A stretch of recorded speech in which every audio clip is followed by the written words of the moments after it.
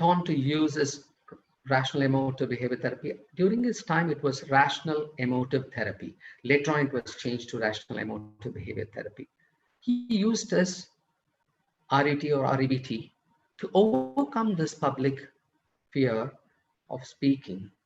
And he was able to speak to everybody. And he was also very shy around women. This is a small thing I would like to share is like he was able to date a person. He approached 100 people who denied him. So it must be very, very devastating, right?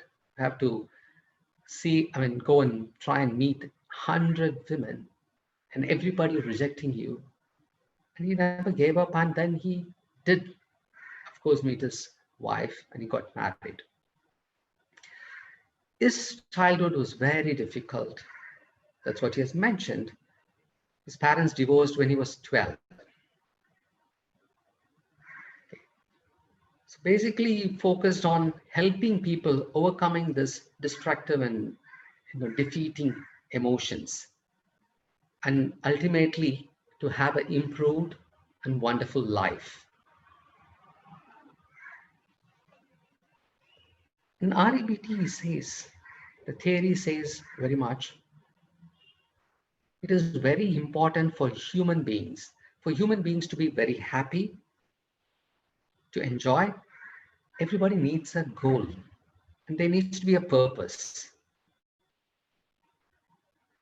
And with the goal and the purpose, people strive to attain that. That is, it gives us a purpose to do something in life. See, I'm now trying to explain what is rational emotive behavior therapy. There are so many people who have come to attend this. There is a goal and there is a purpose here. Maybe it can be a very short term. You might be choosing which one you wanted to pick later on. But as of now, it is this way. It is very, very important for us to know this. Goals and purpose are very, very important in rational emotive behavior therapy. In this, rationality means that which help people to achieve their basic goals and purposes. Whereas the irrationality, which prevents them from achieving these goals and purposes. Now, I'm going to be a little interactive sometime. I'm not going to ask questions, but I'm going to ask you to do something. Kindly take your pen and paper with you so that we might be able to write something which might be able to be, which might be useful to you by the end of the session. Kindly take pen and paper. Those of you who wanted to use their laptop also, they can type it. Those of you using mobile, probably kindly take the pen and paper. What I want you to do is write down a goal which you have in your life,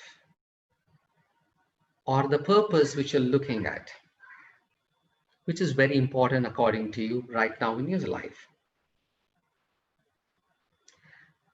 And I want you to write down how happy you're about this goal. Or do you look at it as a very huge, fearsome, as an obstacle, anxious? How do you look at that? Whatever the goal you're currently taking, or you might have already had a goal. How do you look into that?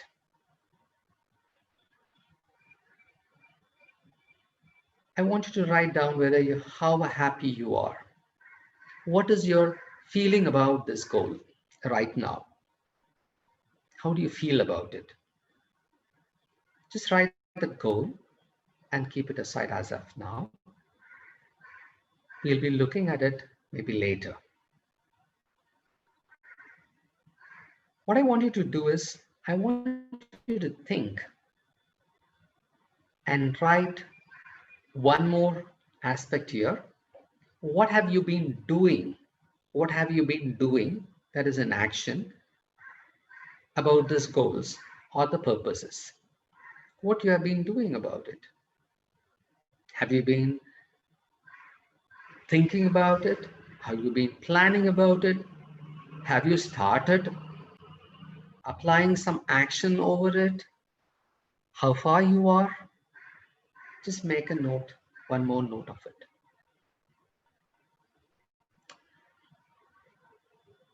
I'm just going to give you a few seconds to write all this. So one, you've written your goal and the purpose of your life, basically your life purpose of your life or the goal which you wanted to achieve. The second thing which you're writing is how you feel about it and what you have been doing. The doing can be either planning about it, thinking about it, or actually physically doing something about it. It can be either way.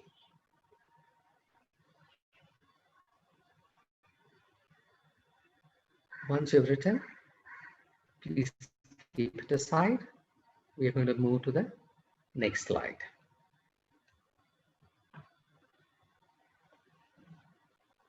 REBT.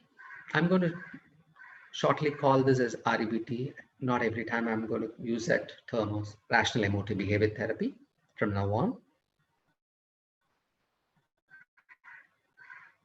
Though it has drawn a lot of philosophical background from that, and it is also trying to be scientific in nature, but in the holistic way, it is trying to emphasize a humanistic approach. That is what REBT tries to achieve. So primarily in the human being, it says when you apply REBT, when you start using REBT, or the client who comes is able to work on the REBT principles, he or she should be able to deal with their problems which are disturbing them, which they evaluated, which has brought about some emotions and brought about some behavior. Even though it is all going to be there, REBT and Albert Ellis says every one of us will go through disturbance no matter what. No matter what, we will all be going through some disturbance at some point of our life. Most genius person, most wonderful and saintly person, or anybody for that matter, will always, not always, but many a times will go through some of the disturbances. As we go through some disturbances, REBT also says we have a will and a choice. A will and a choice to use that and come out of that disturbances. That is very, very important in REBT. We are all going to go through irrational beliefs, but at the same time, we also can be using our will and choice based on our will and how we are going to work on this. The next most important thing is, even though in REBT, we look into it as how the activating event is affecting a person and leads to a big consequences and make that person suffer, and whatever he's going to do to change it, all that are very interactive. Even though we are going to see it separately, everything is a kind of a unique and very highly interactive things. So the rationality is going to be something, when somebody is very rational, the human being, they're going to be very flexible, and they might be having a lot of choices they are able to make with whatever the situation they have been put into, and so that they don't allow that to impede their achievement of their goal and whatever the purpose they have moving on. I'll give you an example. Let us assume that we want to be a psychologist. Some of them are students, many of us are students, Of course, we are all students, of course. Some of them are learning. We wanted to apply some of the counseling skills. And for us to apply, we need to practice. For that, we need somebody to give us an opportunity. We need a client sometime. When we are trying to do that, when we don't get an opportunity, then some people start working on themselves. Oh, let me try and apply it on myself. Let me try and apply it on my family people. Let me try and do it with my friends. So they don't get anxious and stop the whole process, but they move on to start working with themselves and with others, whoever is available. They may not be the client, but they may be somebody, the family people or close friend. So they don't allow their goal to being a counselor, they don't allow any kind of obstacle to be a barrier. So once they start practicing, they get more confidence and they'll be able to say something, and like they will get an opportunity and they'll be able to use it and succeed in it. That's a wonderful thing which used to happen. Whereas the irrational, on the other hand, they have a kind of a belief which is absolute or in a way rigid. Oh, I'll give an example of the same situation. Let us assume a psychologist who wants to be, or a social worker or a skillful helper who wanted to help another person. They tell themselves, I should be perfect in my theory, perfect in my practice. Then only I will be able to become a helper. Here I'm using the helper because psychologists, social workers, and sometimes the sociologists also, they take on this and try to help people. And they go through a lot of negative feeling. If they miss out on something, somebody says, do you know this principle is existing in this REBT or any other model? Immediately they feel overwhelmed. And they say like, oh God, no, I have to do this. I have only done my master's. I have to do my MPhil. I have to do my PhD, and I have to, be very perfect, which may never happen. So it will be very debilitating and which will stop them from being successful because they want to help others. Sadly, they will not be in a position to help themselves. Unless and until they overcome that, it is going to be very difficult for them. This is one of the most important aspect. So one is the rationality, which is very flexible, which allows people to achieve their goal. Second is irrationality. It's very absolute. They have a rigid pattern using I must do this, people must be like this, I should be like this, others should be like this, the world ought to be giving me all this, have tos, all this rigid, irrational beliefs. And that which leads to negative emotions, interferes with their goal, and it stops them from achieving it.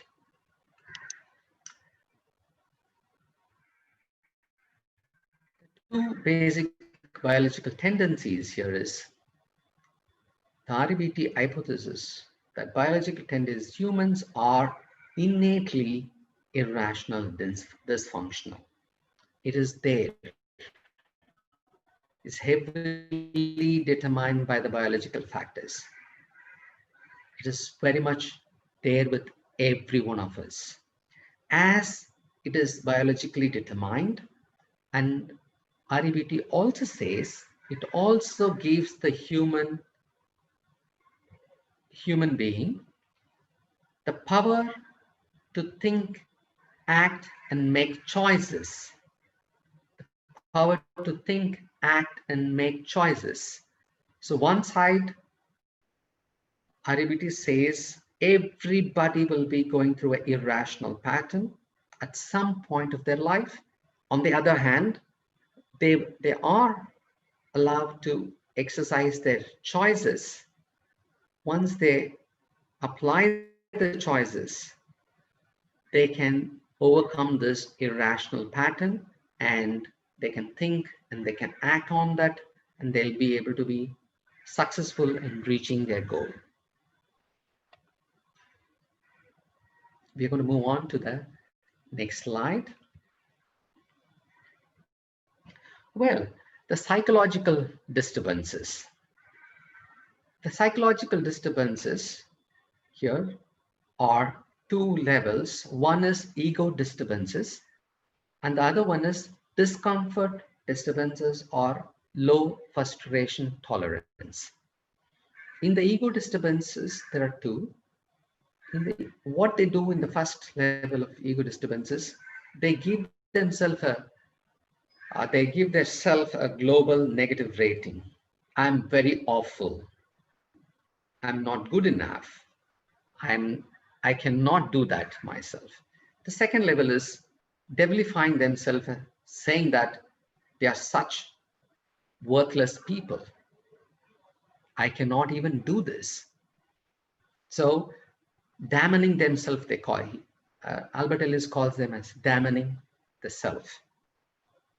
In the second level, discomfort disturbances or low frustration tolerance, they're very dogmatic commands like awful eyes and I can't stand it is.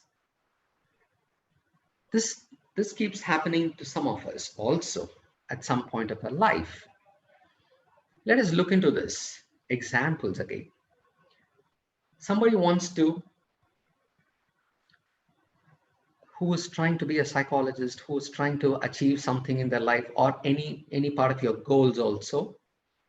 And if you find out, somebody points out a mistake on you that, hey, you're not able to do this.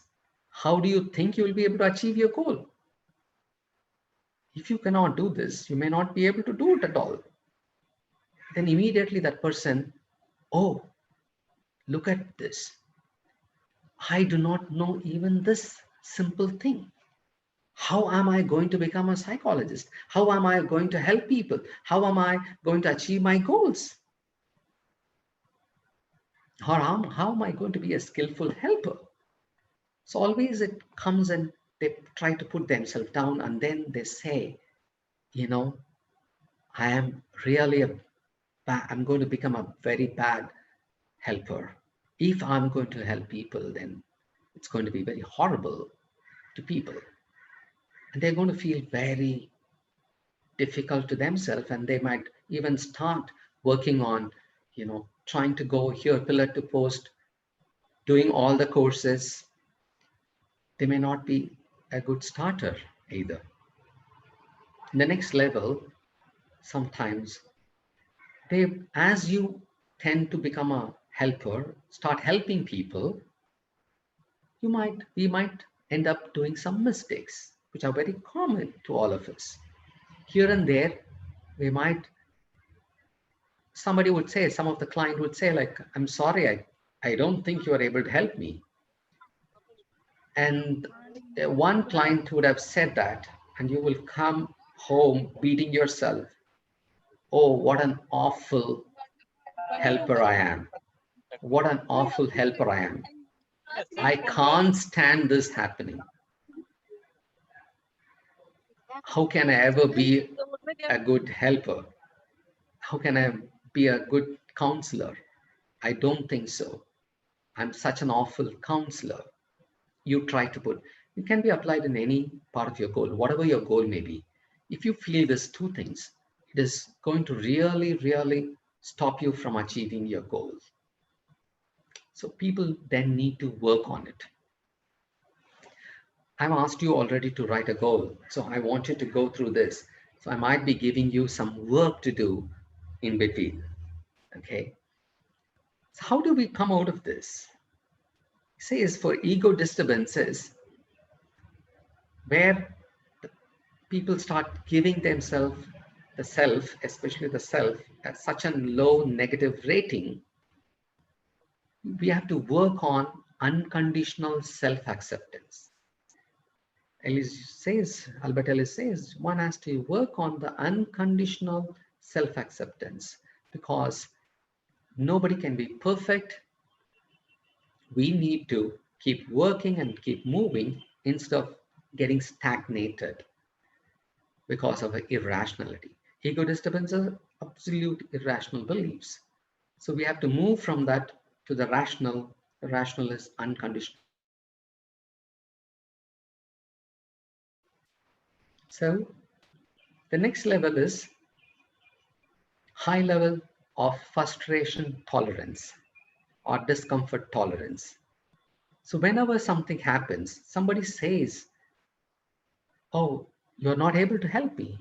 It's not that as a counselor, we are all going to be help all kind of people. Even I don't believe I can help all kind of people. Some of the people whom I think I can't help, I will tell my clients, this part of issues, I think I would like to put you on to somebody who's specializing in that. It is going to be very, very important. Okay. It's going to be very important that we are going to tell them and we are going to help them achieve that part of it. Otherwise, we thinking that as a counselor, I should be skilled enough to deal with all kind of problems, which is not going to happen. If somebody says something, we have to know how to handle it. So these two things are very, very important in rational emotive behavior therapy. By using this, we'll come out of the ego disturbance and discomfort disturbances.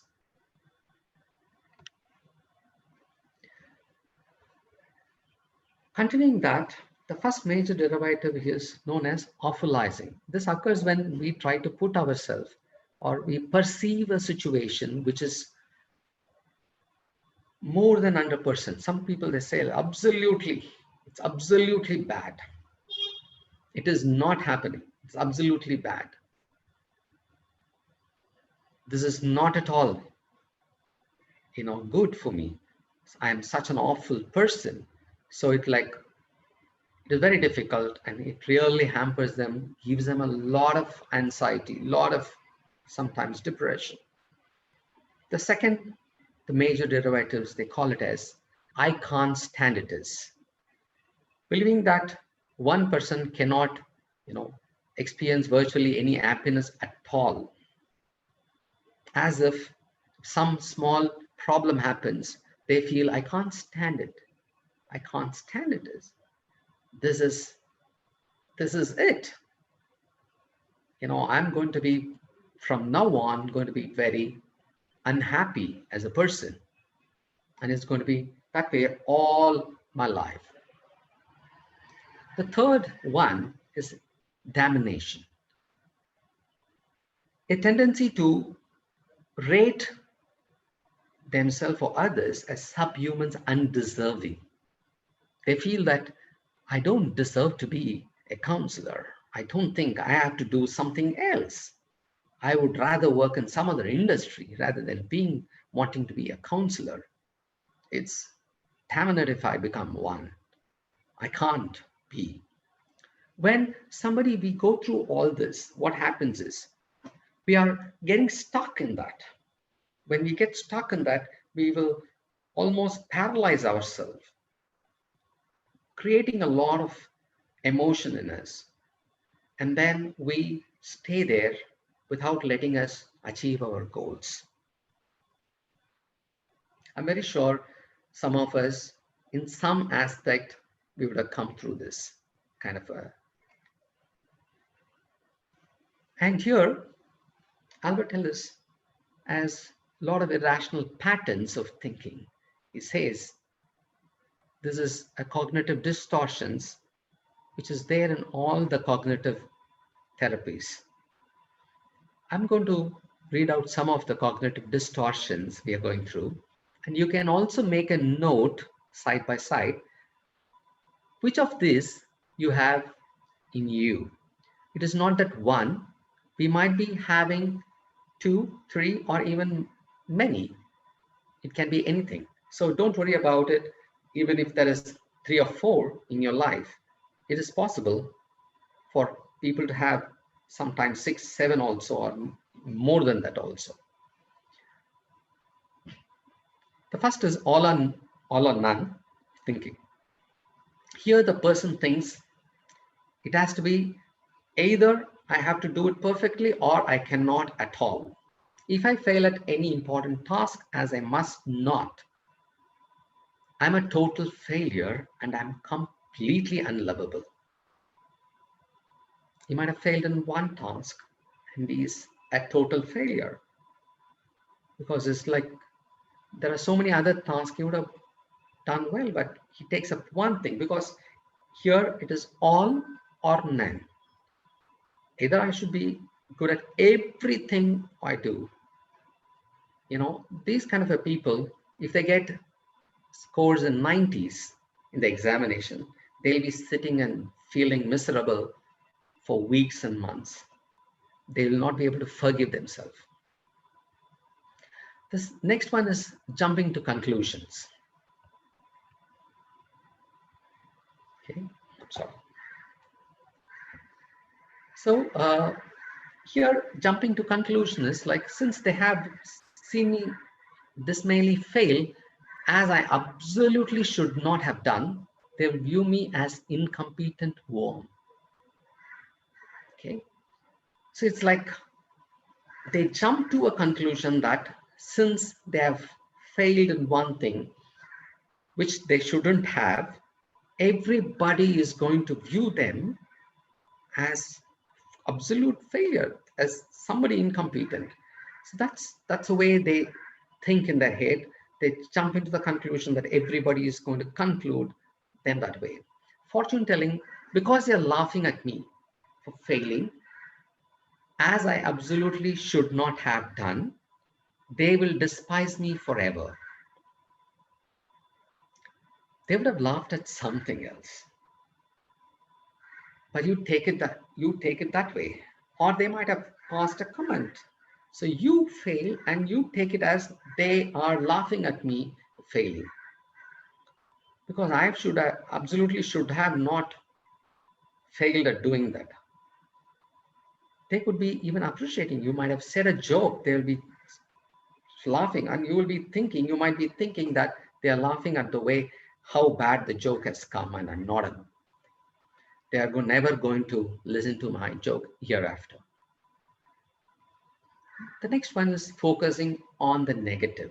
Here, the focus is only on the negative. There will be a lot of positive things, but you pick on that one negative event and start looking at it, and everything else you don't see it, because I can't stand things going wrong, as they must not. I can't see any good that is happening in my life.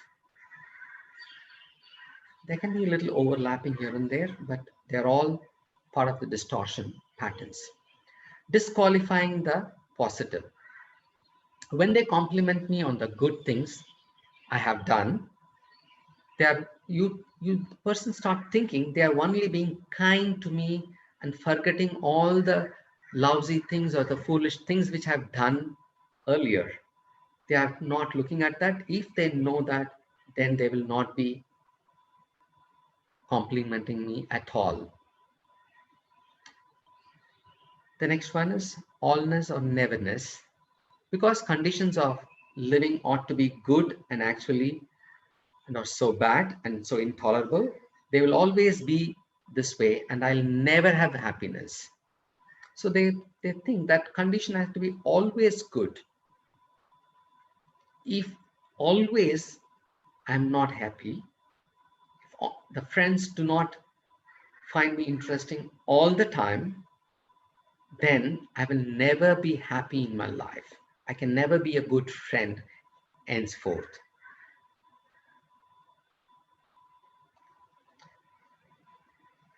The next one is like, sorry.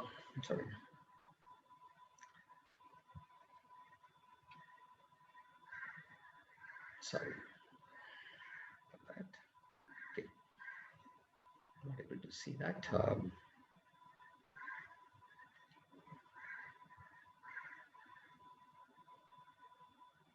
Minimizing the positive things.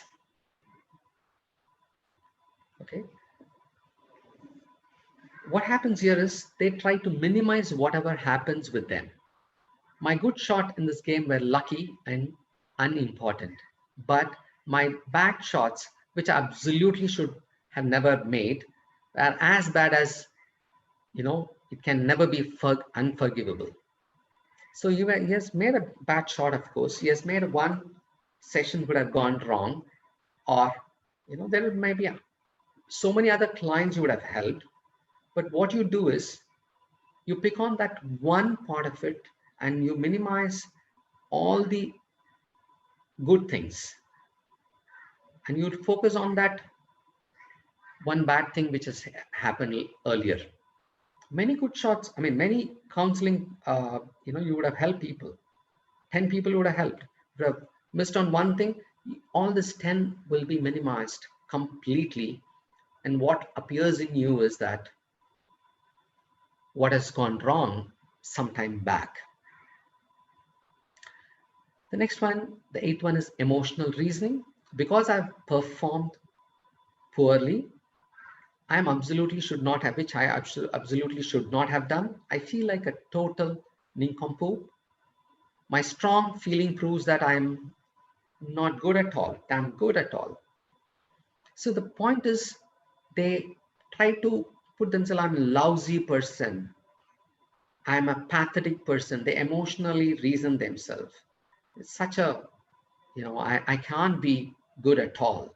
They try to emotionally blame themselves. Labeling and overgeneralizing. Because I must not fail at important work, and which I've done so, I'm a complete loser and a failure. They label that they are loser, a failure, not successful person. They tend to put a label on themselves. Every time they move on, they see that themselves as with the label. Personalizing is, since I'm acting far worse than I'm absolutely should act, and everybody is laughing at me, people are laughing, I'm sure they are laughing only at me, and this is awful. So like, there could be something. They would have even laughed at something. Oh, what? I'm able to connect wonderfully with this concept. I've got this news. That kind of laughter also, you'll be thinking that they're laughing at me, which I have done a mistake, which is going to create a lot of problem.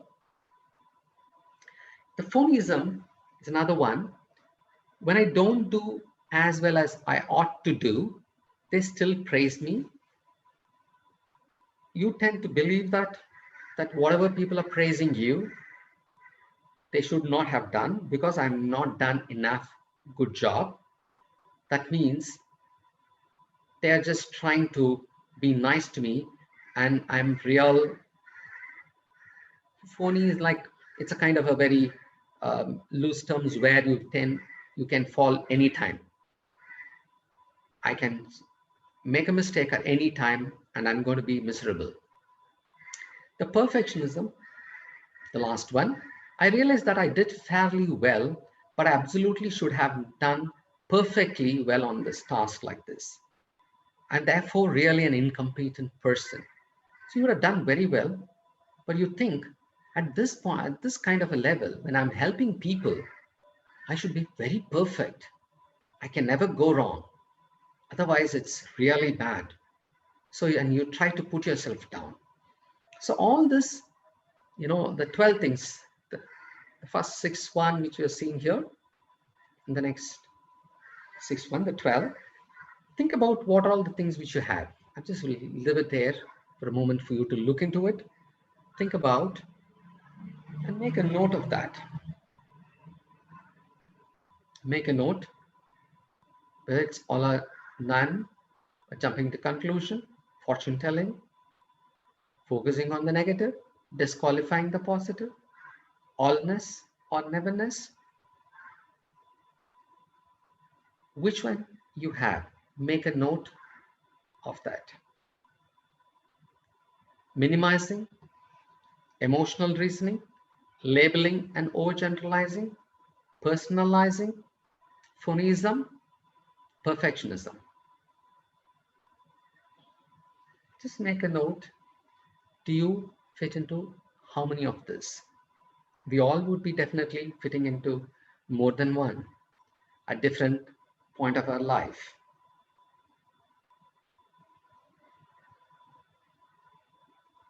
Just take a minute and work on it.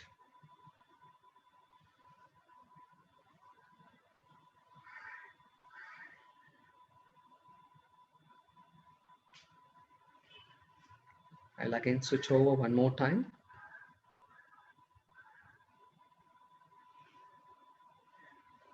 Look into the sixth one. Go through this and try to fit yourself in which you will figure it out.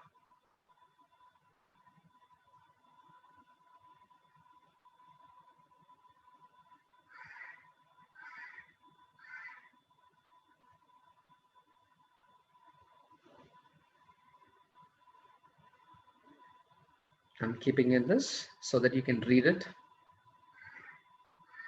and see yourself there. I'm going to change to the next slide.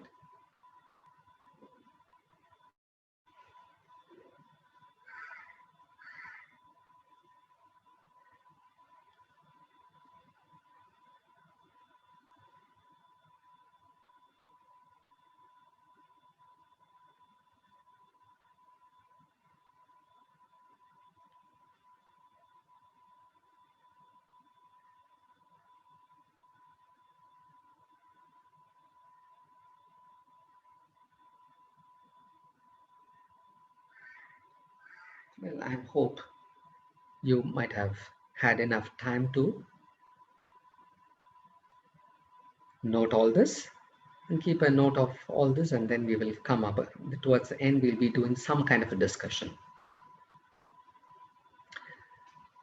So what happens is, like, RBT holds that human tendency towards irrational thinking are biologically rooted, which we have already seen that, but it also acknowledges that environment variables do contribute. It is not entirely, it doesn't say that entirely biological. It is rooted there. We are all born with certain ways of thinking, like some qualities, which allows us to be irrational. So we cultivate certain way of different perceptions. But it also acknowledges the environment variables do contribute to psychological dysfunction, thus encouraging people to make their biological demands less influenced and move on to it.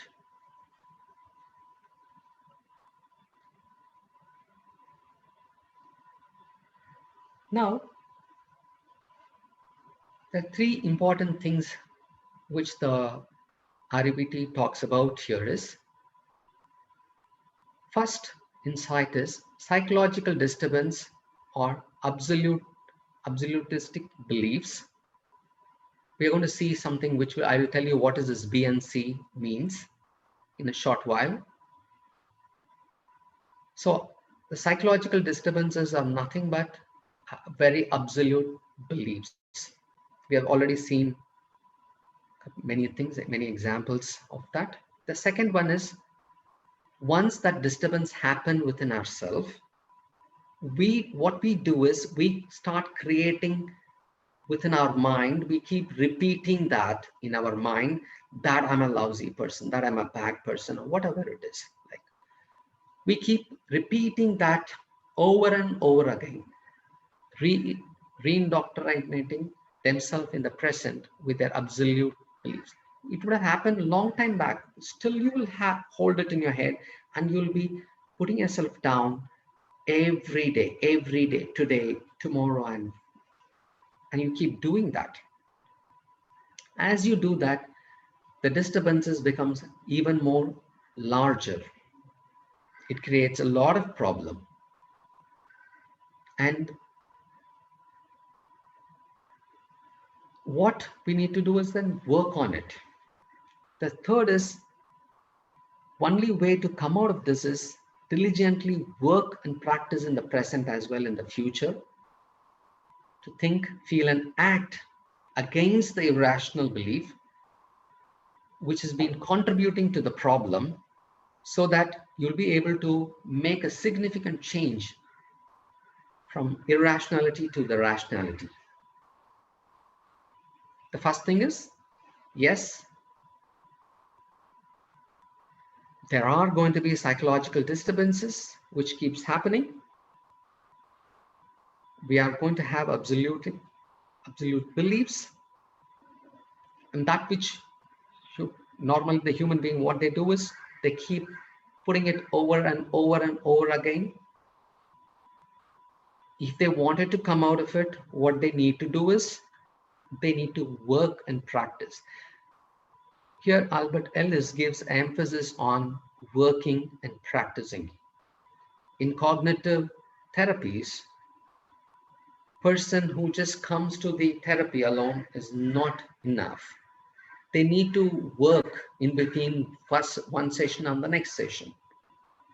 Unless and until the client is motivated on that, they are not going to be happy enough or good enough. That thinking clarity does not change anything. Working changes a person. Working on that changes the person. And he says very clearly, working one day is not going to help. You have to work on the present as well as in the future.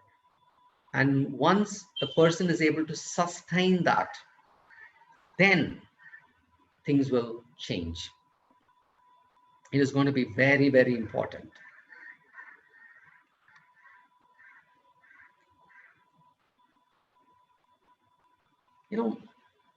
First, it says like the theory of therapeutic changes.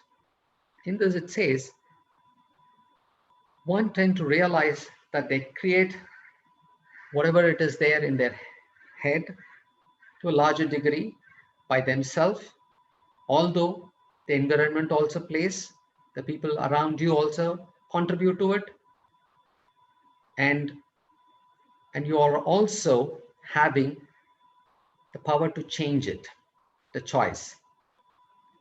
You need to fully recognize that you have the ability and the potential to change these disturbances. The disturbance is going to happen in your life, not only today, tomorrow, every now and then, but one has the ability to change the disturbances. And also understand that emotional and behavioral disturbance stem largely from irrational, absolutely dogmatic belief. We have created it, and we have been using that in our head, and we have been making it work and become a problem. It is we who do that ultimately, even though it happens biologically. But we create that disturbance over and over again by thinking it and using it in our head, perceiving it in the same way, labeling it, and using all the beliefs. Detect the irrational beliefs and discriminate them from the rational alternative. So what we have to do is we have to challenge that by detecting what are all the irrational beliefs which comes to us. And we need to discriminate. We need to discriminate and challenge that and try to understand what could be the rational one. And then dispute that. Once you identify that, we need to work on disputing this belief using more realistic, logical methods, which is going to help you to come out of it. We may not be able to achieve the perfect one, but what is the near possible next best solution you have? And now, once you've done that, internalize those things. Whatever is new, internalize those new beliefs by employing your thinking and working on that, trying to use a behavioral mechanism. Try If you fail and you feel uncomfortable, try to expose yourself. Ask yourself, when I fail next time, what have I learned? Instead of just giving up in the first time you fail, beating up yourself every time you fail. What is the next thing? See what, oh, I've done, I failed this way because I've used some principle wrongly. I didn't think about it. Next time, I'm going to use this effectively. So the moment you use that, and the next time you behaviorally change that and start using that, you will feel very good. And you need to, once you achieve those processes in the behavioral level, you need to continue to do that over and over again, till you become very comfortable with this. I'm just going to go through this one more time. First, realize most of your problems are created by the disturbances within you. And of course, there is a biological predisposition. And also, largely, another part is environmental one, and you contribute a lot of it. The second one is you need to fully recognize that you have the ability to change that. We are also, how we are as a human being, born with irrationality. We'll be thinking all that will happen. We are also born with abilities and capabilities, which by which using that we'll be able to change the irrationality. The third one is understanding that emotional and behavioral disturbance largely stem from your irrational pattern, absolute dogmatic belief, which you create and repeat it over and over in your head. And detect those irrational beliefs and try to discriminate it with the rational one. Look for the alternatives. The third one is, fifth one is dispute now. Once you have identified, dispute these irrational beliefs, use realistic, logical, heuristic methods by feeling and acting against them. Work towards internalizing. The sixth one is work towards internalizing this one. Whatever the new thing, internalize those things. Use it in the behavioral part of it. Apply it. The next important thing, many a times I've seen that many people, they live about the sixth and the seventh. Once it gets in the head, many people, oh, I am able to understand. I will work it out on my. It doesn't really happen. Once you start putting it in the behavioral way, there can be many obstacles which can come in. So if they are in the therapy, that will help them. And once they are able to, the therapist should help them to continuously use this and find out what are the any more challenges they're getting it. And then once they're very, very comfortable, things will change.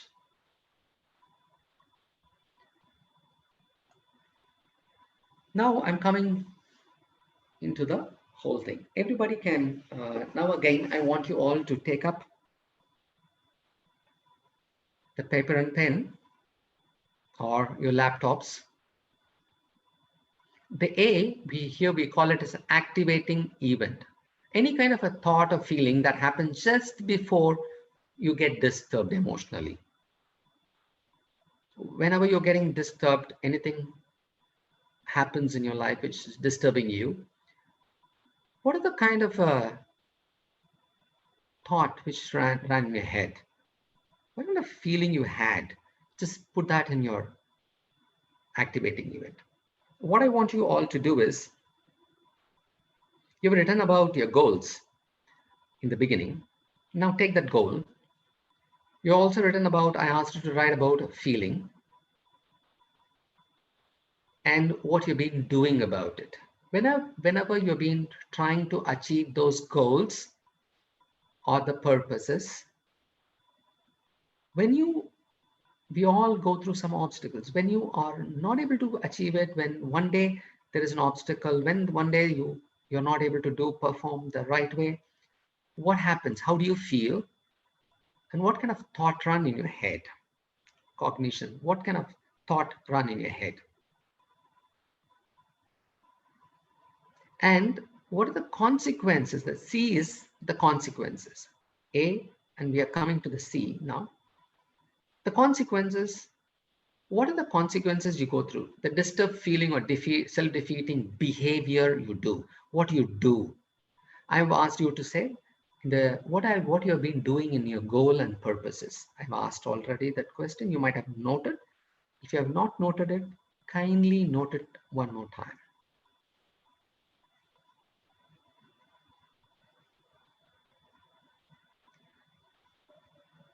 The third one is a belief. That is mostly because we are working on the problem. It is mostly irrational beliefs. That which leading to your consequence, emotional disturbance or self-defeating behavior. You know, I've showed you that 12 things. You know, I'll also show you one more time. You can think about it. What are all the beliefs you have? I must do very well or very well. I am a bad or a worthless person. I must be approved or accepted by people I find important. I am bad, unlovable person if I get rejected. People must treat me fairly and give me what I need. People who act immorally or undeserving, rotten people. People must live up to my expectation or it is terrible. My life must have few major hassles or trouble. I can't stand really bad things or very difficult people. It's awful or horrible when major things don't go my way. I can't stand it when life is really unfair. I need to be loved by someone who matters to me a lot. I need a good deal of immediate gratification and have to feel miserable when I don't get it. So in this 12 is like how many must and should and have to's you use when you're writing the beliefs. You have to see that, oh, I should have, I must have. I want you to look into it. Activating, I'll give you an example. Again, the same example of counseling. Let us assume I'm doing a counseling. I'm a new counselor. I'm doing a counseling. And things didn't go well. Then I think, oh God, I've not done a fair job. I'm feeling very terrible. The consequences or the condition is I am not giving appointment for the next, I'm deciding I'm not going to give any appointment for the next few days. I'm not till I become better. The beliefs are I must have studied. I should have studied everything properly before becoming a counselor. I must have known all the principles and techniques before becoming a counselor. So a lot of beliefs is I should have, I must have. This kind of beliefs happen to us. Once you've written that, then we will be going on to the disputing part of it. Satyamurthy sir, I need a moderator. Can we, is it possible for us to have a discussion? Yes, sir, we can have, sir. Can we have a group and discuss on this, sir? Yes, okay. Shall I divide into groups, sir? Yeah, and they'll be able to hear me, sir, once it's divided. Now we have to give the condition. Okay, and they'll go back to group. Yeah, I'm going to give you certain guidelines. Now you'll be divided into group. Sir will be doing it. I want you to write A, C, and B. You can take the goal which you have written or any other simple event which has been bothering you. Kindly do that. And we will be giving you some time, like we shall give them 5 minutes or 10 minutes, sir. Okay, sir. 5 minutes or 10 minutes, sir, based on the idea. Okay, we'll give 5 minutes, sir. Okay. Considering the time we have. Yes. Okay. So 5 minutes we are going to give. have an activating event, the consequences or the conditions, and the beliefs. I want you to make a note. And what I want you to do is, we have already seen this, how to dispute it. Dispute is nothing but when you see there is a must and should, where it is written that I am a bad person. Where is the evidence that I must be approved or accepted? Why must I do very well all the time? Every time I do a counseling, why must I do very well? Where it is written I'm a bad person if I'm not able to help everybody? Where is the evidence that I must be approved or accepted by all people? And the effective rational beliefs will be to replace the irrational thing. I would, instead of must, use something called preferring. I could, would, all the statements. I would prefer to do very well, but I don't have to. As a person who acted badly, not a bad person. There is no evidence that I have to be approved, though I would like to be. So this is more, this effective rational beliefs need not be always perfect and happy, but it makes you to work on the problem and get better. I want you to do that. We'll give 5 minutes now. Yes. Thank you all. Yes, sir.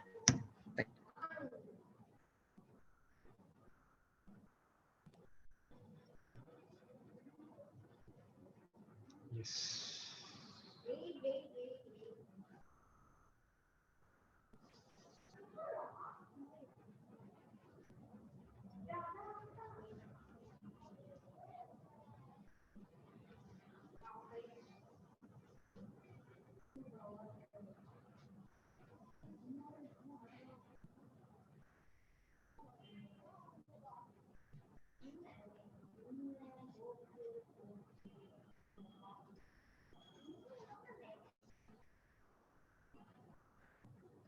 Hello. Hello.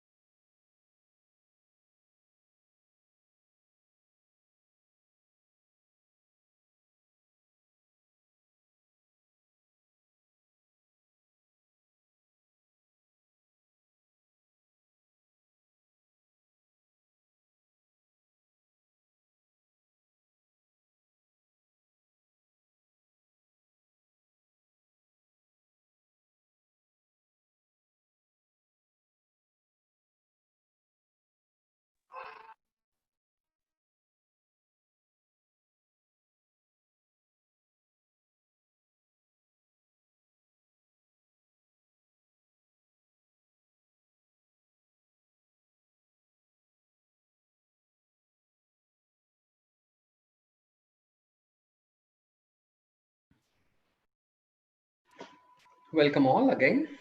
Wonderful. I Yes. hope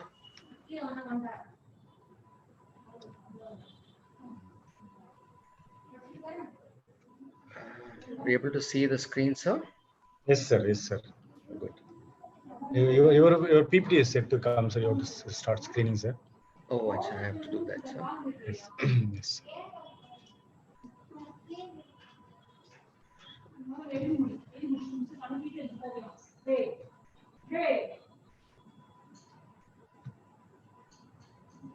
Is my PPT seen, sir? Yes, sir. It's seen. Okay, good.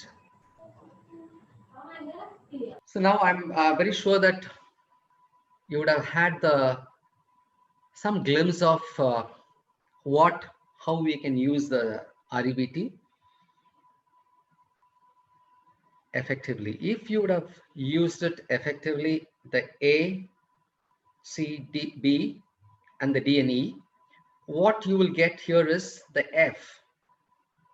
The F is nothing but the feeling and behavior which you experience after working on all this, all the rational belief. That is very, very important.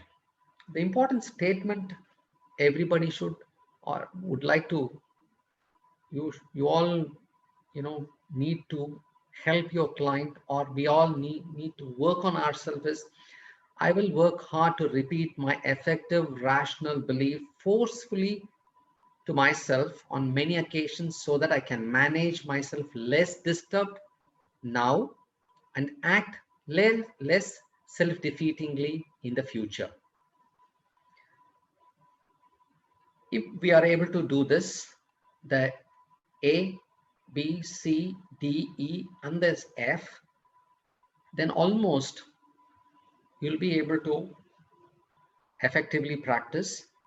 The first thing I would advise people is, please try and use it on your own problem issues, what you have. And then try to apply it with your friends or family people if they allow it. Don't force them. And then work on with others after taking some more guidance from people who are experienced in REBT or any other cognitive science. Okay. Thank you all. I'm very sure that it would have been very helpful to you. I'm also very happy sharing to so many number of people. This is the first time where I'm sharing to a larger audience. The first time I'm sharing through a medium where I'm not able to see everybody. This is a wonderful experience for me. Thank you all. I'm okay. I'm okay to take on questions from now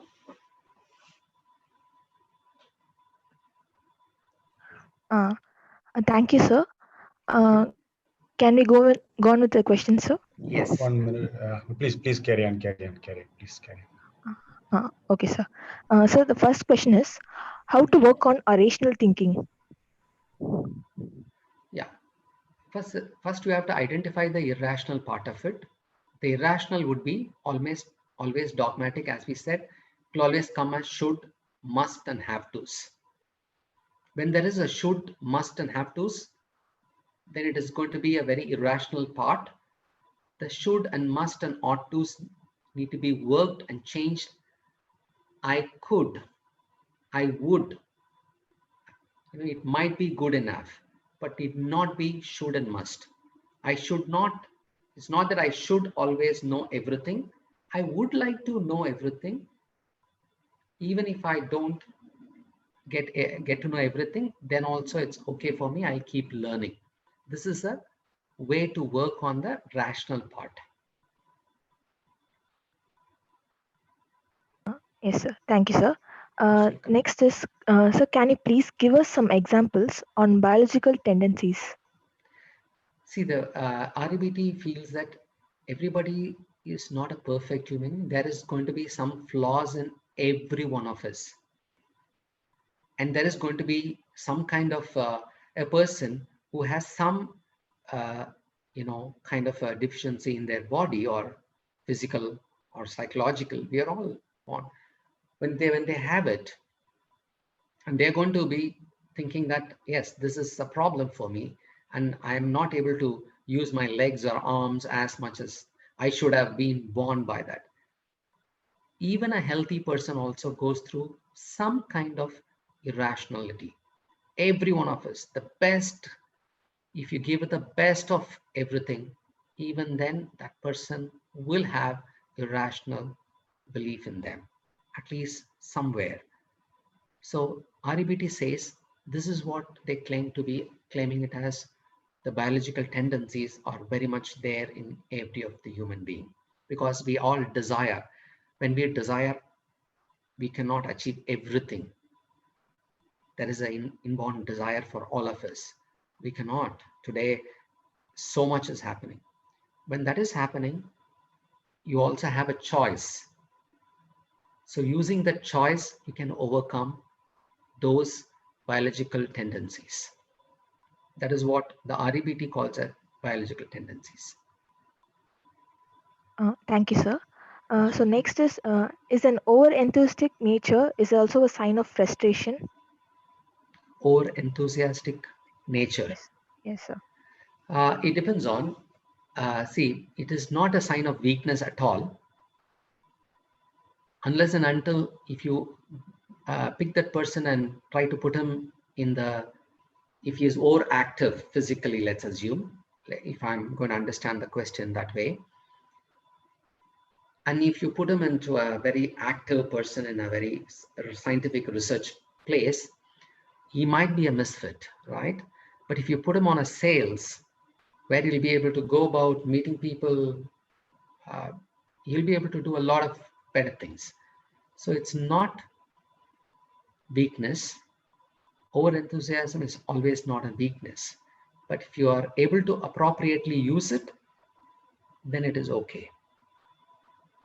You have to use your choice where to be over enthusiastic, where you may have to bring it down.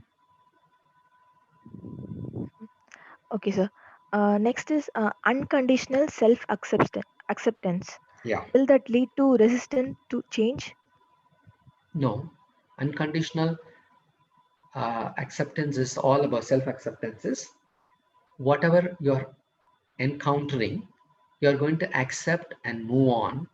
You're not going to debilitate. I mean, you're not going to put yourself down in any sense. If you're going to meet a little failure, you're going to work and move on. That is where, if you see that the RBT ends with keep working, working and working. So it is not, you're not going to be complacent. No way. If a person has constantly failed in his life, be it his studies or career, whatever it is, how can a counselor change his negative thoughts or his self-doubt on him? If somebody has constantly failed till this time, if you look into his life, if somebody comes and tells me they have constantly failed, I've been in this field for the last 26 years. People say that I'm a total failure, but when they come to the counseling, they would have spoken about a one particular area. But if you see some certain other areas in their life, they would have done well. But they'll be focusing on that one particular area which they have not done well. So even then, even in those areas also, they would have been irrationally putting themselves down. The counselor has to indicate there are other areas in your life which you are able to do well in some point of time. That means there is a ability, potential in you. Let us try and use that ability and potential to rationalize it, come out of the irrationality and use the rationality so that you will be able to slowly change. The person who has been experiencing failure for a longer period of time might have to work a little more, practice a little more, because every time he is going to anticipate failure. So we'll have to work on the rationality and help them to work harder. You will come out of it, definitely. Thank you, sir. The next question is, what is the difference between emotional reasoning and negative emotions? In emotional reasoning, you tend to put yourself on the emotional wave. See, you try to say that I'm lousy and all this stuff. What is the next one? Emotional reasoning was this? Emotional reasoning versus negative emotions. Negative emotions. Negative emotions. I mean, see, in the emotional cognitive part of it, in the emotional reasoning, you tend to apply that negative emotion on you. The negative emotions are nothing but anything which obstruct you from moving forward. Emotional reasoning, when you apply that on you. Yes? Thank you so much, sir. Due to time constraint, we'll move to the polling, sir. Over to Satyamuthi, sir. Thank you very much. Thank you all. Thank you very much. Yes. And I have a lot of other questions, sir. Actually, there is a polling now. It is only Okay, 5 sir. questions I have prepared. And you Okay, can sir. help me, guide. If any mistake, kindly pardon me, because I tried my level best to prepare this. And I'm launching this now. Yes, sir. And participants, yes, it is. I think it is visible for everyone, I hope. Pungudi, it is visible for you, everyone? Yes, sir. Yes, sir. It's visible, sir. RABT stands for Rational Eclectic Balance Therapy, Rational Eclectic Behavior Therapy, Rational Emotive Behavior Therapy. Kindly, participants can respond. And Albertal is profounded RABT. True or false? Ego disturbance are in dash levels. How many? Which levels? 1 or 2 or 3 or 4. Dash is the practice of predicting information about a person's life, minimizing, fortune telling, monism, perfectionism.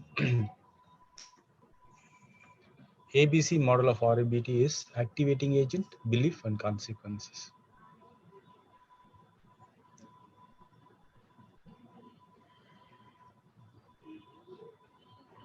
And they are responding, and almost 33, 34 people have responded.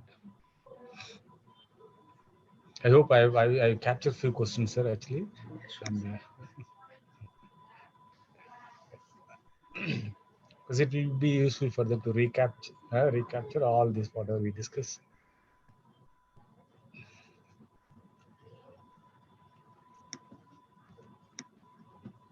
Ask 1 minute.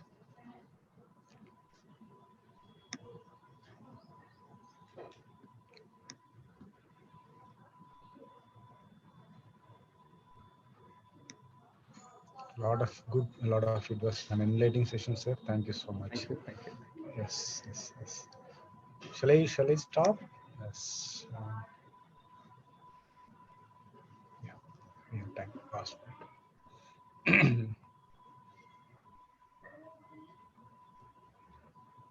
Yes. Okay.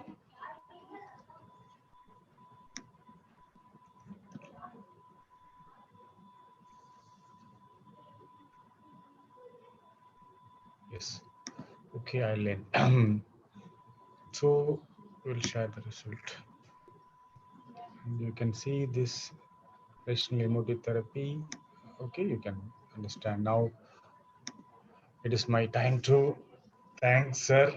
It's a great opportunity for us to interact with you. A lot of Thank you very questions much, and sir. a lot of questions. And I was really fortunate to have you as one of the resource person for the session, Most welcome, especially sir. on REBT. REBT, you're always awesome. Always awesome. Thank you And very you much, know, sir. all the participants are really enjoyed, I hope. And they had very beautiful interaction, and both in Thank you, classes sir. as well as in the group. And on behalf of Meta School of Social Work, the Social Work Forum, Department of Social Work, Aided Social Work Forum, of course, the NPS, Network of Professional Social Work Association, members, core group members, and all the participants. Almost we have 87 people who participated, including the organizers. And across the country, there are 78 people who participated. There are 100 plus people who watched in YouTube also. So there's YouTube live streaming and watched there. And really, we thank on behalf of everyone for enlightening us on REBT. Tomorrow we'll meet on CBT. Of course, that's a greatest session. Over to you, sir. Thank you. Thank you very much. I thank you, sir, for the opportunity. I'm very, very happy that I'm able to impart my experience and knowledge to so many people across the country. I'm really thankful to Dr. Satyamurthy, sir, MSSW, NPS, all the wonderful people, the students, and all the participants. Thank you so much.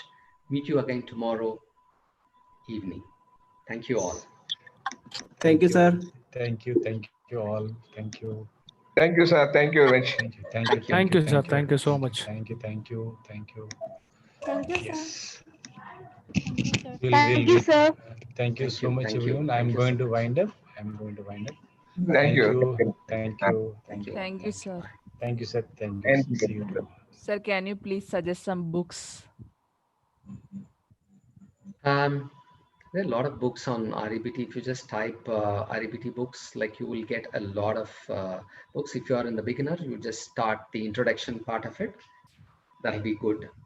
Try to pick one from Albert Ellis to start with. That'll be better. Thank you, sir. Thank you. Thank you. Thank you. Thank you. I'm going to close. I'll close.